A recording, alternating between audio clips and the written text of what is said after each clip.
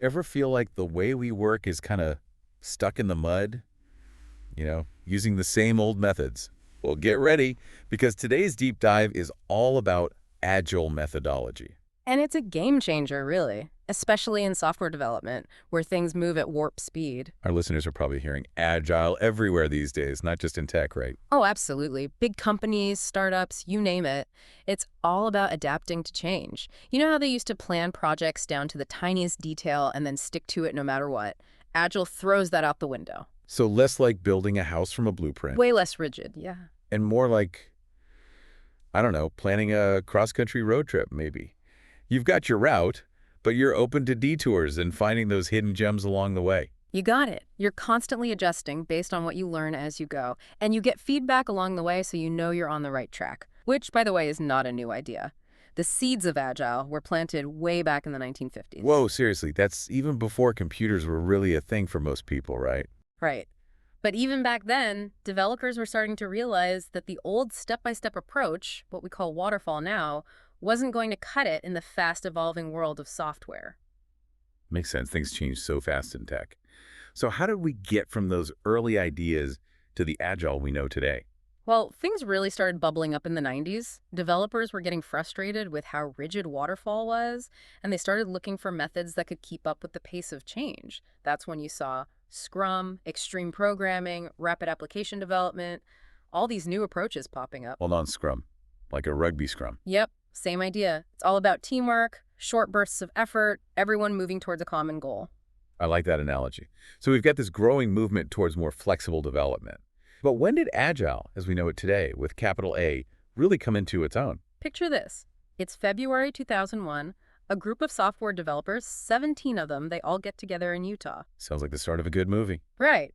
And what comes out of this gathering is the Agile Manifesto. Okay, dramatic music playing in my head.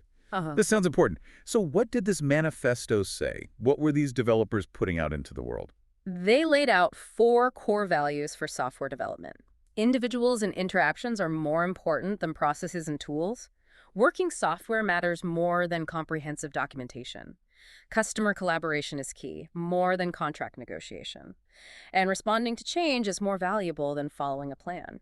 Wow, so it's like they threw out the old rule book and said, let's be adaptable, let's work together, and let's make sure we're actually giving the customer what they want. Exactly. It was a real shift in mindset. And it resonated. A lot of people were hungry for this new way of working. So it wasn't just about building software faster, it was about building it better, right? Mm-hmm. But I'm guessing there's no one-size-fits-all approach to Agile. You're right, there isn't. Within Agile, there are different frameworks, each with its own unique way of putting those core values into action. Oh, interesting. So it's like having a toolbox full of different Agile tools, and you can pick and choose which ones to use depending on the project. Tell me more about that. What are some of the most popular ones? Well, we already touched on Scrum a bit. It's all about those short, focused cycles of work, those sprints. Right, like a team of developers huddle together, brainstorming, coding like crazy for a couple of weeks then. Exactly. They come up for air, see what they've accomplished, get feedback, and plan the next sprint. Sounds intense. Yeah. But I can see how that would be really effective. Yeah. But I imagine not every project lends itself to that kind of sprint-based approach. What are some of the other tools in the Agile toolbox? Another really popular one is Kanban. Kanban. That one doesn't sound very techy to me. What's the deal with that one? It's all about visualization. Imagine a big whiteboard divided into columns: to do, in progress, done. Each task is written on a card, and as the team works on it, they move those cards across the board. Ah, so you can literally see the project moving forward, and you can spot any bottlenecks right away. Very visual, very hands-on. Exactly. And because it's so visual, everyone's always on the same page. It's great for transparency and collaboration. So depending on the project and the team, you can choose the framework that makes the most sense. This is all starting to make sense, but we've been talking about frameworks. What about the actual testing phase? How does that fit into the whole Agile thing? That's a really important point because testing in Agile is a whole different ballgame compared to traditional methods. Oh, how so? Well, in Agile, testing isn't something you just tack on at the end of a project. You don't wait to the very end to see if the whole thing works. Nope. That's a recipe for disaster. Instead, testing is integrated throughout the entire development process. Ah, so it's all about catching those bugs early and often when they're smaller and easier to fix, right? Exactly. It's about building quality into the product from the ground up. This all sounds great, but it can't all be smooth sailing with Agile, right? What are some of the challenges people run into? Well, you're right. Agile isn't a magic solution. It has its downsides, like any methodology. So what are the potential pitfalls? Give the dirt. One of the biggest complaints you'll hear is that Agile can sometimes lead to something called scope creep. Scope creep.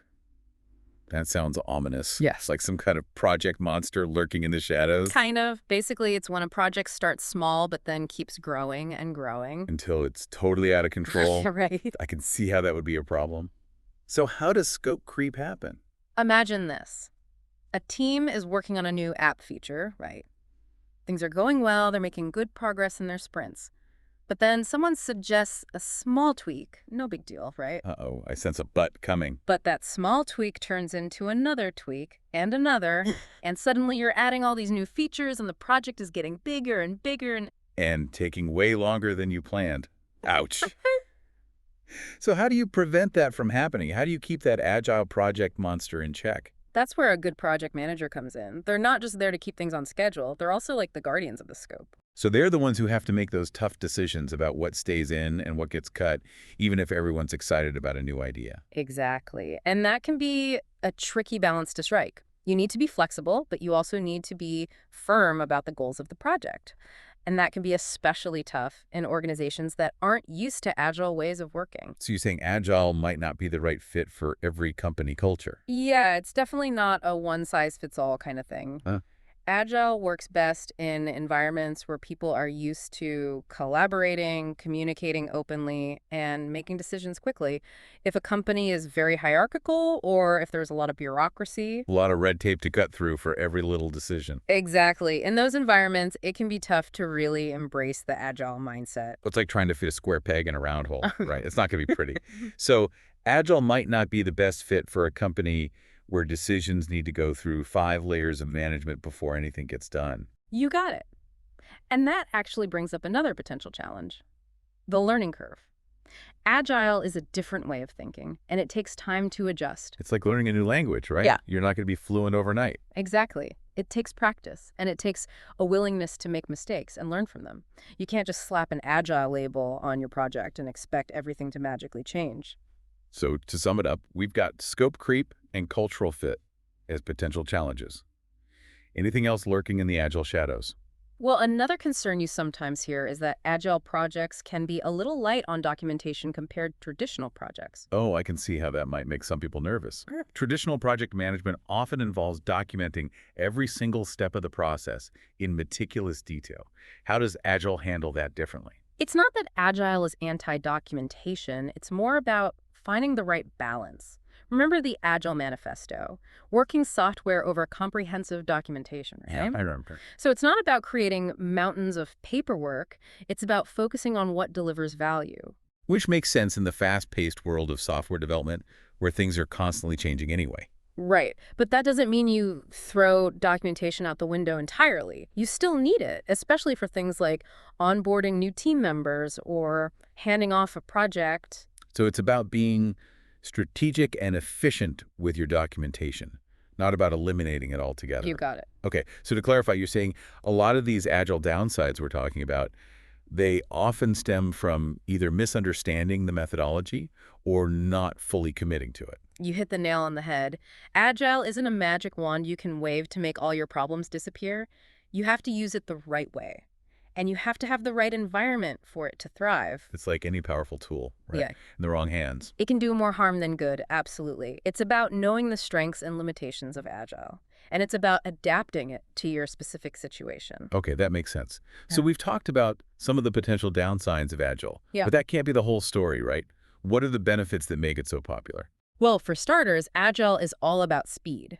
Because you're working in those short iterations and getting constant feedback, you're able to get products and features to market much faster than you could with traditional methods. Which, in today's world, time is money, right? You got it. Nobody wants to wait around for months or even years for a new product or feature. By that time, it might already be obsolete. So Agile helps you stay ahead of the curve. Exactly. And this faster pace, it doesn't mean sacrificing quality. In fact, Agile often leads to higher quality products. Because you're catching those bugs early on, right? Exactly. And because you're getting constant feedback from users, you're making sure that what you're building is actually what people want. It's not just some developer's pet project that nobody ends up using. Okay, so faster delivery, better quality. Yeah. What else? Agile is also great for building a more collaborative and empowered work environment. Oh, tell me more about that. Well, because teams are self-organizing and they have a lot of autonomy, individuals feel a greater sense of ownership over their work. So it's not just about building better software, it's about building better teams. Exactly. And that leads to happier employees, more innovation, people who are more adaptable and engaged. That's awesome. But I'm guessing this collaborative, empowered environment, it doesn't just magically appear overnight, right? You're right, it takes work. One of the most important things is open and transparent communication. Agile teams, they thrive on feedback. Good or bad, everyone needs to be comfortable speaking their mind. Breaking down those silos and getting everyone on the same page. I like it. And that's where those agile rituals, things like daily stand-up meetings, they come in. They provide that structure, that dedicated time for teams to come together, talk about what's working, what isn't, and how to constantly improve. Okay, so Agile sounds great in theory, but I think it would help our listeners to hear a real-world example. Can you walk us through how a company might use Agile in a real project? Absolutely. Let's say you're a company and you're developing a new mobile banking app. Absolutely. Let's say you're a company developing a new mobile banking app. Using a traditional waterfall approach, you might spend months planning every detail, designing the entire app, and only then start coding. So you're saying by the time you actually get around to releasing the app, it could already be outdated. Exactly. Mm. Or it might not even do what users actually need. It happens all the time. Ouch. Mm. That's not a good look. Okay, so let's rewind. Same scenario, but this time we're going Agile. What's different? Okay, so instead of trying to build the entire app at once, you break it down into smaller, more manageable chunks, Small right? bite-sized pieces. Exactly. So let's say the first thing users really need is to be able to view their account balances and their transaction history. Simple stuff, right? Makes sense. That's the core of what people use a banking app for. Right. So the team would focus on building just that core functionality first, and they would do it in a short sprint, maybe 2 weeks. Okay, so they're hyper-focused on that one goal. What happens during those 2 weeks? Give us the play-by-play.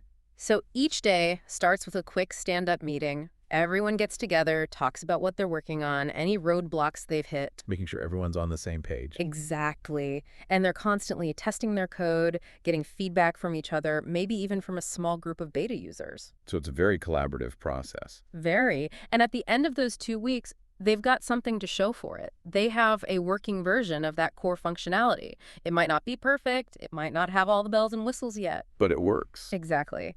And most importantly, it's something they can actually put in front of users to get real feedback. That's amazing. They've actually delivered something tangible in just 2 weeks. Okay, so what happens next?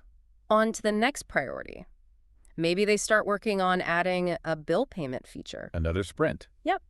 And while they're working on that, they're also taking that feedback they got from the initial release, and they're using it to improve the app, make it even better. So they're constantly iterating, constantly making adjustments based on real-world usage. It's like they're building the plane while they're flying it. That's a great analogy. And that's the beauty of Agile. You're not just guessing at what users want. You're getting that constant feedback loop, so you're much more likely to end up with a product that people actually love. In use, which is the whole point, right? Okay, so let's say our listener is really digging all of this and thinking, sign me up, I want to be Agile. Mm. What's the best way to start? Do you just pick a framework and jump in? Well, it's not quite that simple. As we've been talking about, Agile is more of a mindset shift than just a set of rules. It's about being flexible, about collaborating, about putting the customer at the center of everything you do. So how do you cultivate that Agile mindset? Where do you even begin? Start by asking yourself and your team some tough questions like, what are we really trying to achieve here? Who are we building this for? How can we work together more effectively? How can we get regular feedback to make sure we're on the right track? Good questions to get the ball rolling. Right. It's about being honest with yourselves and being willing to try new things. And not being afraid to fail. Exactly. Failure is just an opportunity to learn and get better. And don't feel like you need to overhaul your entire organization overnight. Start small. Experiment with Agile principles in one team, one project, and see what happens. So it's a journey, not a destination, Exactly. You're constantly learning and adapting as you go. which in a weird way makes it kind of exciting. It's not about following a rigid set of rules It's about finding what works for you and your team. and being open to change. Okay, so we've covered some of the basics of Agile. I talked about the good, the bad, but we haven't really gotten into the nitty-gritty of how Agile testing works. And that's a whole other can of worms. A whole other can of worms, but a fascinating one. And it's really at the heart of what makes Agile so effective. Okay, so walk us through it. How does Agile testing actually work in practice? Let's stick with that mobile banking app example. Okay, so remember how we talked about breaking the app development down into those smaller chunks, those sprints? Right, so instead of building the entire app before doing any testing, you're testing as you go. Exactly. And you're not just testing at the end of each sprint either. Testing is happening constantly throughout the entire process. Wow, so it's like testing is woven into the very fabric of Agile development. You got it. It's not a separate phase, it's just part of how things are done. And there are a few different ways this plays out in practice. One is something called test-driven development, or TDD. TDD. Okay, that sounds kind of technical. Break it down for me. Basically, with TDD, you actually write the tests for a piece of code before you even write the code itself. Wait, so you're writing tests for something that doesn't even exist yet. How does that work? It seems counterintuitive, but it's really powerful. It forces you to think through exactly what you want the code to do, how it should behave, before you even start writing it. So you're defining the goal, the desired outcome, right from the start. Exactly. And then you write the code to pass those tests. So by definition, the code you end up with is already well tested and aligned with the requirements. That's pretty clever. It's like Okay. setting the bar high from the beginning and then building up to it. What other Agile testing techniques should our listeners know about? Another big one is continuous integration. Okay, so we're integrating. Right. What does that mean in this context? It means that as developers are writing code, they're constantly merging their changes into a shared repository. So instead of everyone working on their own little island and then trying to piece it all together at the end. Which sounds like a recipe for disaster. Exactly. With continuous integration, everyone's working from the same up-to-date version of the code base. And every time a change is made, It gets tested. you got it.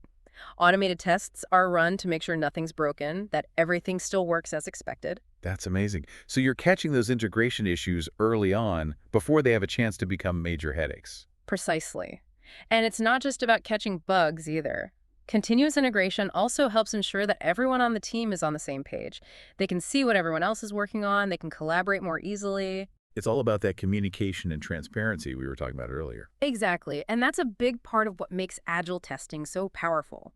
It's not just about finding bugs, it's about building quality into the product from the ground up. And it's about creating a culture of collaboration and continuous improvement. That makes a lot of sense. Yeah. Okay, so we've covered a lot of ground in this deep dive. We've talked about the history of Agile, the core principles, different frameworks like Scrum and Kanban, the importance of testing. Whew, I'm exhausted just thinking about it, but in a good way. Agile is clearly a powerful methodology, but it's also clear that it's not a magic bullet. Definitely not. It's not a one-size-fits-all solution, and it's not something you can just slap onto an organization and expect everything to magically fall into place. It's a journey. Exactly. It's about being willing to experiment, to learn, to adapt. It's about challenging the status quo and finding better ways to work. And in a world that's changing faster than ever, being able to adapt isn't just a nice to have, it's essential. Couldn't have said it better myself. Well, on that note, I think it's time for us to wrap up this deep dive. Listener, I hope you've enjoyed this exploration of Agile methodology as much as we have. If this episode has sparked your curiosity, we encourage you to check out the show notes for links to some great resources where you can learn more. And who knows, maybe you'll even discover your own Agile superpower. Until next time.